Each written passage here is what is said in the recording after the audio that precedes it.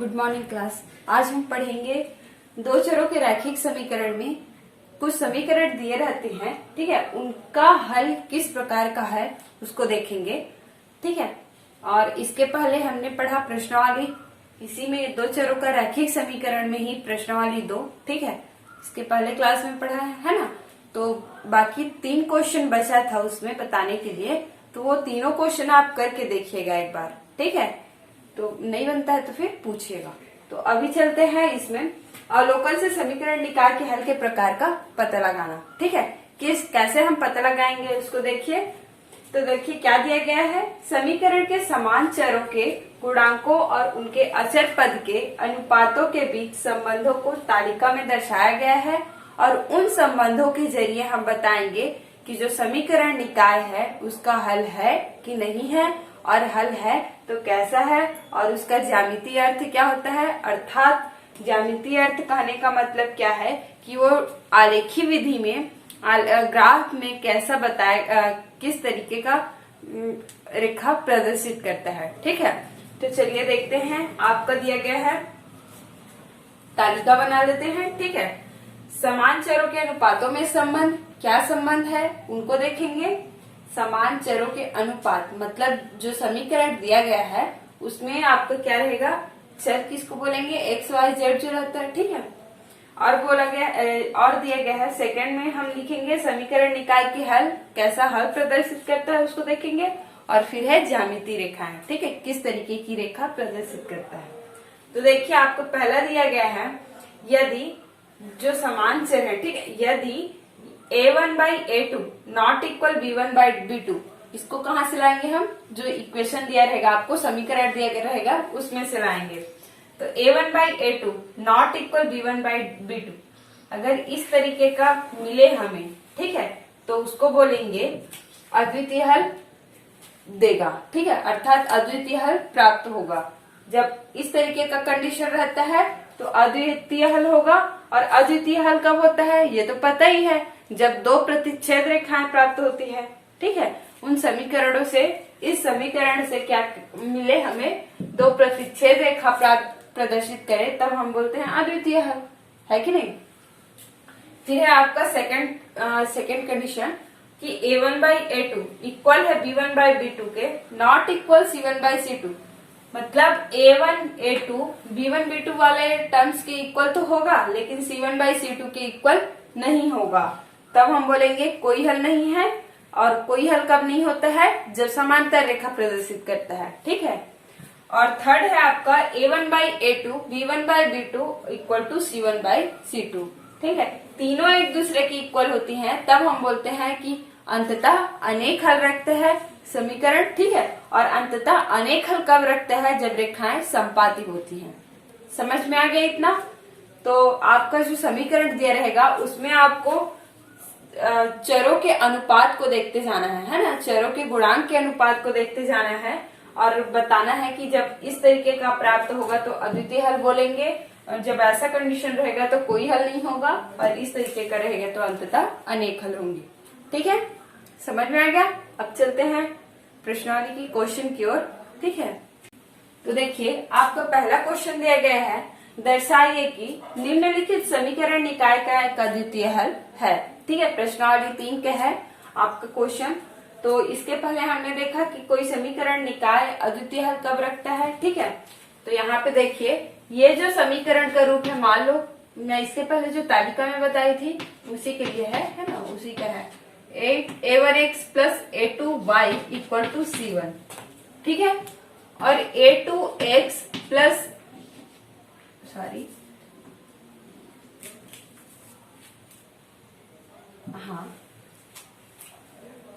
ये है आपका a1x plus b1y a2x plus b2y equal to c2, हो गया इतना। तो जब ऐसा दो समीकरण आपके पास है तो ये अद्वितीय हल कब रखता है, देखिए अद्वितीय हल रखेगा कब, जब a1 by a2 not equal होगा b1 by b2 के, ठीक है, तब अद्वितीय हल, ठीक है। जब इस तरीके का आपको मिलेगा तब हम बोल सकते हैं अद्वितीय हल रखता है। ठीक है, ये मिलेगा a1/a2 नॉट इक्वल b1/b2 के, तब मिलेगा हमें अद्वितीय हल रखता है। समझ में आ गया इतना? तो चलिए देखते हैं इस तरीके का हम इसमें तुलना कंपेयर कर लेते हैं, तुलना कर लेते हैं। ठीक है, तो चलिए सॉल्यूशन पे चलते हैं। इसके क्या बताना है, दर्शाना है कि निम्नलिखित समीकरण निकाय एक अद्वितीय हल रखता है। ठीक है, रूप लिख लेते हैं, सिद्ध करना है। ठीक है, तो देखिए यहां से हम a1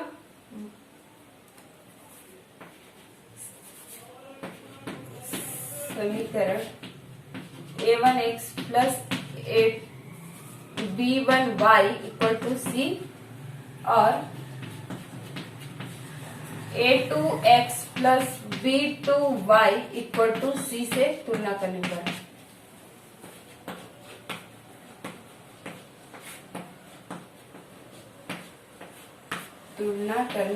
पर यहाँ पे लिख लीजिएगा समीकरणों का a1x प्लस, एक मिनट,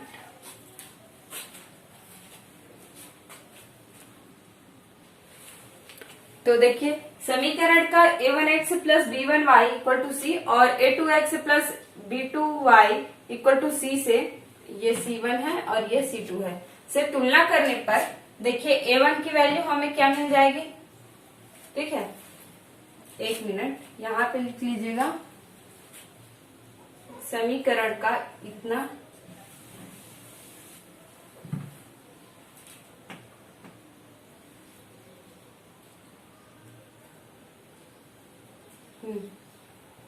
अरे इतना चर के गुणांकों से चरों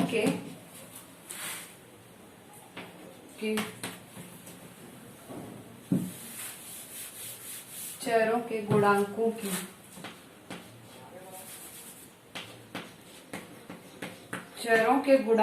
की तुलना करने पर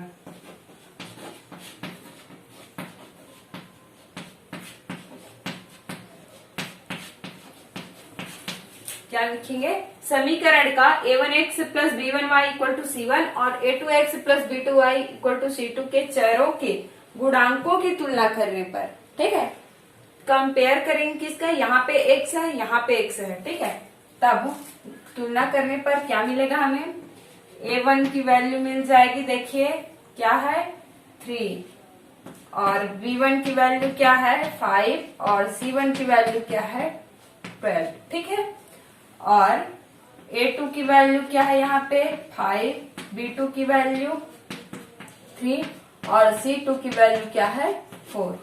तो इस तरीके से हमें a1, a2, b1, b2 और c1, c2 की वैल्यू मिल गई। तब हम रखेंगे क्या निकालने के लिए बोला है, अद्वितीय हल। ठीक है, इसको बाद आप अपने साइड में लिखिएगा, याद रखने के लिए था ये। ठीक है, तो यहाँ पे हम लिख सकते हैं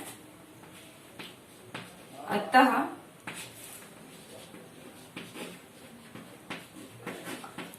अद्वितीय हल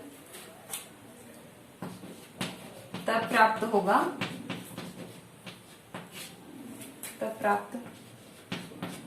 होगा जब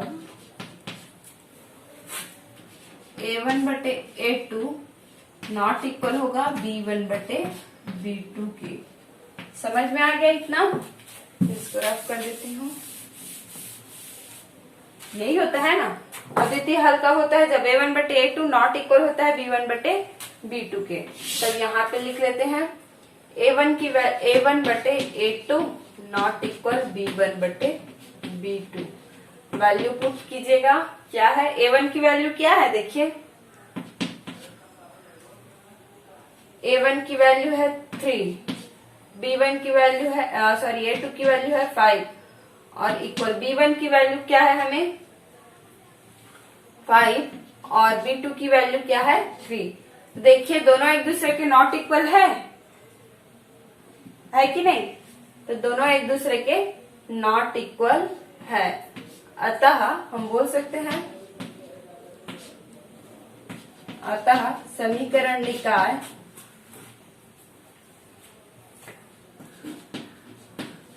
निकाय एक अद्वितीय हल, वह समीकरण निकाय का अद्वितीय हल रखता है। समझ में आ गया? इसको सेटिस्फाई कर रहा है ना, ये जो अद्वितीय हल का कंडीशन होता है उसको ये समीकरण जो है वो सेटिस्फाई कर रहा है। अतः हम बोल सकते हैं कि ये जो समीकरण निकाय है ये वो क्या करता है, एक अद्वितीय हल रखता है। समझ में आ गई बात? अब चलेंगे नेक्स्ट क्वेश्चन पे। इतना तक समझ में आ गया ना? ये आपको सेटिस्फाई करना चाहिए, मतलब ये सिद्ध होना चाहिए। और यही हमें मिल रहा है A1 की वैल्यू 3 और A2 की वैल्यू 5, B1 की वैल्यू 5 और A1 की वैल्यू B2 की वैल्यू 3। तो ये तो एक दूसरे के नॉट इक्वल है ना, बराबर नहीं है। तो हम बोल सकते हैं कि समीकरण निकाय क्या है, अद्वितीय हल रखता है। ठीक है, अब चलते हैं नेक्स्ट क्वेश्चन पे। अब देखते हैं दूसरा क्वेश्चन। दर्शाइए कि निम्नलिखित समीकरण निकाय के अंततः अनेक हल हैं। ठीक है, आपका समीकरण दिया गया है 2x minus 3y equal to 5, 6x minus 9y equal to 15। समझ में आ गया? ये आपके पास दो समीकरण है, फर्स्ट ले लेते हैं इसको, सेकंड ले लेते हैं। अब चलते हैं, आपको प्रूफ करना है क्या, अंततः अनेक हल। ठीक है, अंततः अनेक हल कब होता है, जब A1 बटे A2 इक्वल B1 बटे B2 इक्वल C1 बटे C2, तब हम बोलते हैं उसको अंततः अनेक हल, है ना। तो चलते हैं इसके सॉल्यूशन पे। दिया गया समीकरण निकाय, दिया गया समीकरण आपके पास है 2x minus 3y equal to 5 और 6x minus 9y equal to 15। चलिए यहाँ पे पहला दूसरा डाल देते हैं ना, पहला समीकरण दूसरा समीकरण। यहाँ जहाँ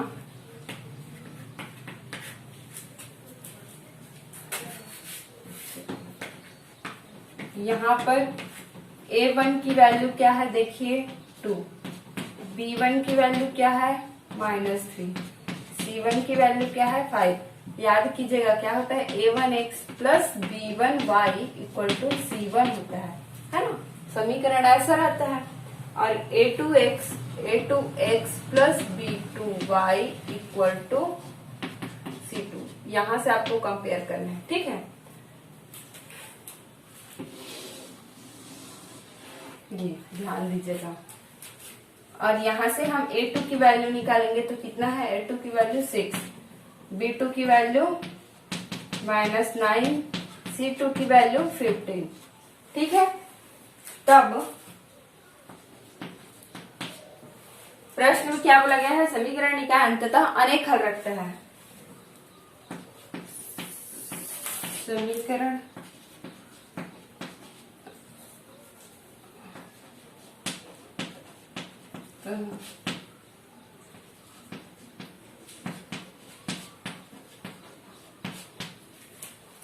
चलिए इसको लिखने की और जरूरत नहीं है। अंततः अनेक हल कब रखेगा, इसको याद रखिए। अंततः अनेक हल तब रखता है जब A1 बाई A2 इक्वल होता है B1 by B2 equal C1 by C2, तीनों एक दूसरे के इक्वल होते हैं तब। ठीक है, अब लिख लीजिए A1 by A2 equal B1 by B2 equal C1 by C2। Value put कीजिए, हो रहा है कि नहीं देखते हैं, है ना। A1 बाई A2 ये किसका कंडीशन है उसको याद रखिए, अंततः अनेक हल का ना। A1 की वैल्यू क्या है 2/6, B1 की वैल्यू क्या है -3/9 -9, C1 की वैल्यू 5/15। समझ में आ गया? इसको डिवाइड करके देखिए, तीनों एक दूसरे के इक्वल आ रहे हैं कि नहीं, है ना। तो यहां से हम लिख सकते हैं 1/3 इक्वल 1/3 इक्वल 1/3। ये माइनस माइनस आपका क्या हो जाएगा, प्लस हो जाएगा। तो तीनों 1/3 आ रहे हैं, अर्थात हम इसको एक दूसरे के इक्वल लिख सकते हैं। अतः समीकरण निकाय अंततः अनेक हल, अंततः अनेक हल रखता है।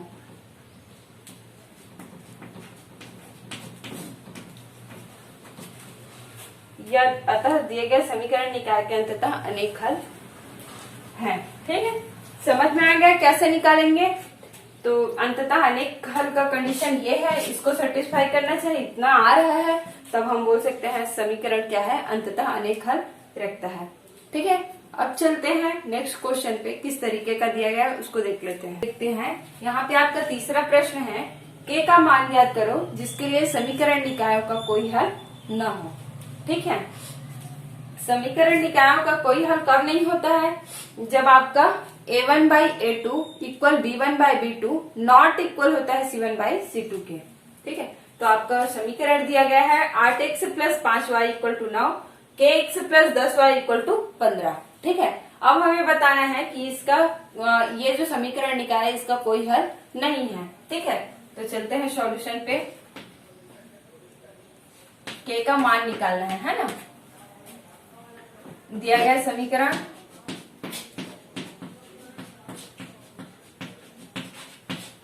समीकरण है आपका 8x + 5y = 9 और kx + 10y = 15। पहला और ये दूसरा। यहाँ a1 की वैल्यू निकालेंगे, क्या हो जाएगी 8, b1 की वैल्यू 5, c1 की वैल्यू 9, a2 की वैल्यू k, b2 की वैल्यू 10 और c2 की वैल्यू 15। अब चूंकि समीकरण निकाय कोई हल नहीं रखता, अब चूंकि समीकरण निकाय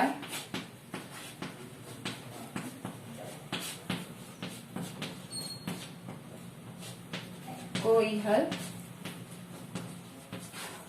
नहीं रखता, अर्थात क्या लिखेंगे, a1/a2 equal b1/b2 not equal c1/c2। ठीक है, इसको ले लेते हैं तीसरा। अब समीकरण 3 में मान रखने पर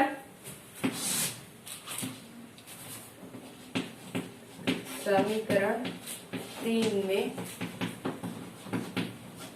मान रखने पर, ठीक है, आपका समीकरण 3 में मान रखेंगे। देखिए a1 की वैल्यू क्या दी गई है,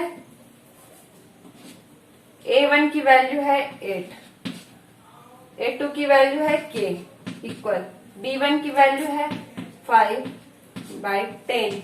ठीक है, और c1 की वैल्यू है 9/15। इतना समझ में आ गया। अब देखिए आपको k की वैल्यू निकालनी है ना, तो चाहे आप k टर्म रहना चाहिए ना, k वाले पद को लेना ही है, तभी तो हम k का मान निकालेंगे ना। तो आप इन दोनों को ले सकते हो। ठीक है, इन दोनों को भी इक्वल करके ले सकते हो और इन दोनों को भी ले सकते हो। समझ में आ गया। तो हम देखते हैं कोई सा भी दो पद आप k वाला पद और एक दूसरा पद आप ले सकते हो। ठीक है, तो यहां से देखिए, अच्छा एक मिनट, यहाँ पे गलत है ना, थोड़ा सा ध्यान दीजिएगा। क्या बोला गया था उसको देखिए, है ना, ये क्या होना चाहिए, नॉट इक्वल। ठीक है, ये इस तीसरे इक्वेशन में मान रखेंगे, रख दिए। ठीक है, अब हमें क्या करना है, k का मान निकालना है। ये तो कंडीशन सेटिस्फाई कर दिया है ना। अब k का मान कब निकलेगा, ठीक है, उसको देखेंगे। तो k का मान निकलेगा आपका, इसको हल करेंगे। देखिए यहां से आप सॉल्व करोगे इसको, तो क्या आ जाएगा,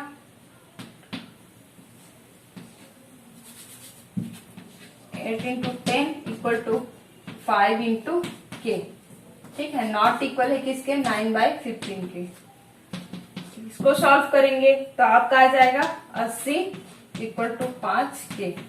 ठीक है, k की वैल्यू निकालनी है, 5 की इधर पक्षांतर कर देंगे तो ये हो जाएगा 80/5 और इसको सॉल्व करेंगे k = 5 और ये 16×5 = 80।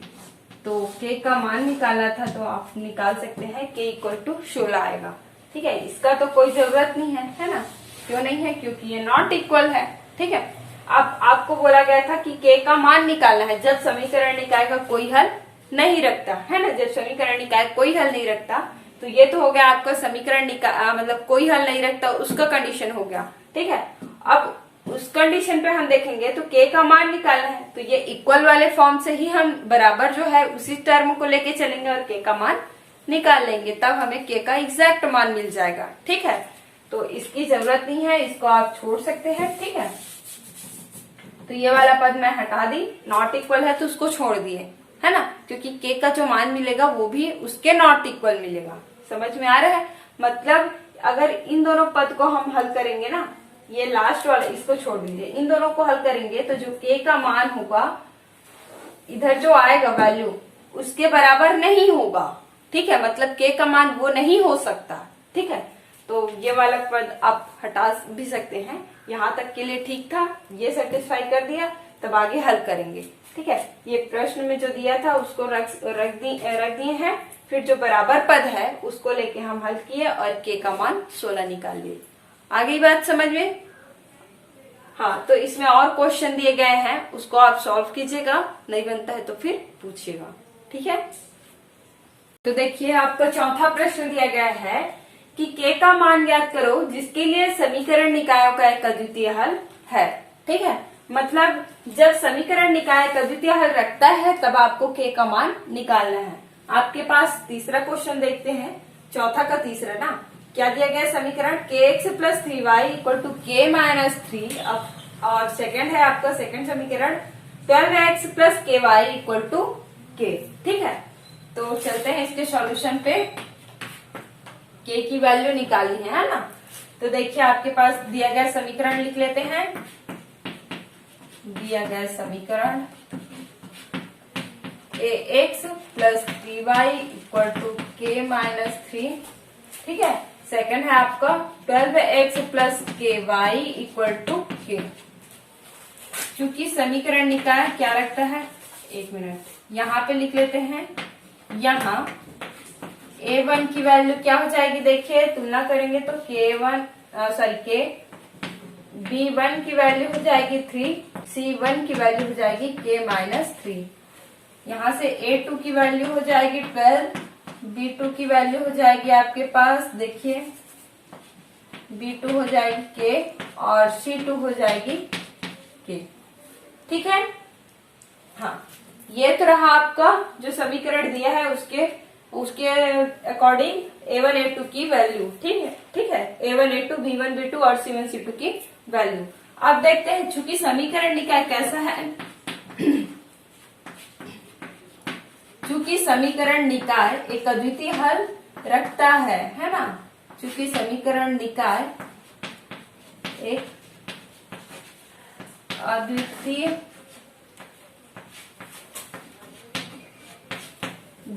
चूंकि समीकरण निकाय का अद्वितीय हल है, अद्वितीय हल है अर्थात इसका फॉर्मूला क्या होता है, a1 by a2 not equal b1 by b2 के, यही होता है ना। अद्वितीय हल है अर्थात a1 by a2 not equal b1 by b2। बस इन्हीं दोनों को देख लेते हैं। चलिए इसके सॉल्यूशन पे इस पे वैल्यू मान रखेंगे, इसको रख देते हैं पहला समीकरण,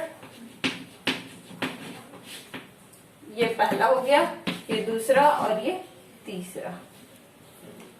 समीकरण 3 में मान रखने पर ठीक है, देखिए क्या है, a1 की वैल्यू क्या मिल जाएगी, देखिए k by a2 12 not equal है, c का तो कोई रोल ही नहीं है ना, आप रख भी सकते हैं, लेकिन इन्हीं दोनों से हमें k की वैल्यू मिल जाएगी। अद्वितीय हल बोला है इतना होता है, इतना हमें पता है, इसी में रख देंगे, है ना। जब नहीं रहता तो c वाला टर्म देते। तो देखिए a1 by a2 not equal b1 by b2 के, देखते हैं 3 बाई k। समझ में आ गया? ये तो हो गया हमारा जो अद्वितीय हल है उसकी कंडीशन में मान रख दिए। अब हम चलेंगे के का मान निकालना हमें, है ना। तो के का मान निकालने के लिए हम क्या करेंगे, देखिए के का इधर मल्टीप्लाई कर देंगे तो क्या आ जाएगा, त्रिज्या गुणा कर लेंगे, के गुणित के नॉट इक्वल 3 इंटू 12, ठीक है। तो ये आ गया आपका के स्क्वायर इक्वल टू, ये क्या आ जाएगा देखिए 12 तिया 36, ठीक है। 36 को हम किसका स्क्वायर लिख सकते हैं, 36 किसका स्क्वायर होता है, आप देखिए के स्क्वायर 6 का स्क्वायर होता है, ठीक है। एक मिनट, ये नॉट इक्वल है ना, तो यहां से आप लिख सकते हैं, ये हो गया आपका, या डायरेक्टली ऐसे भी कर सकते हैं। देखिए ये आपका हो जाएगा वर्ग, इधर आके वर्गमूल में बन जाएगा, तो ये 36 और के का मान, इसको हटाएंगे वर्गमूल, तो यहां से मिल जाएगा आपको ±6, ठीक है। तो क्या बोला गया था आपके पास, आपको के का मान निकालना है, ठीक है। तो यहाँ पे मिल गया के नॉट इक्वल ±6, अर्थात के का मान ±6 के अतिरिक्त सभी मानों को संतुष्ट करता है, या सभी मानों को रखता है, ठीक है। इसके अतिरिक्त +6 और -6 के अलावा के का सभी मान के क्या है, सभी मान को रखेगा, ठीक है। यहाँ पे लिख लेंगे के ±6 मानों के अतिरिक्त प्लस माइनस, ये आपका प्लस माइनस है ना, +6 मानों के अतिरिक्त सभी मानों के लिए सभी +-6 के अतिरिक्त सभी वास्तविक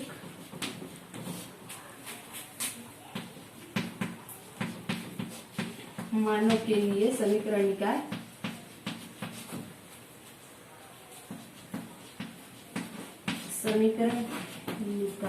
पद्धति हल रखते हैं,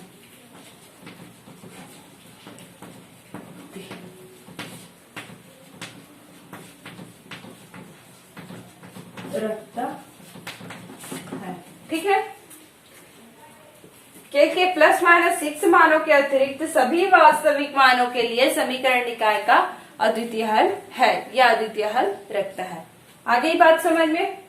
तो आज के लिए बस इतना ही, नेक्स्ट पढ़ेंगे अगला क्वेश्चन, ठीक है। यहाँ तक आपको सभी को बना के बताना है। इसमें चौथा में और कुछ क्वेश्चन दिए गए हैं, है ना, तो सबको सॉल्व करके बताना है, ठीक है। Thank you.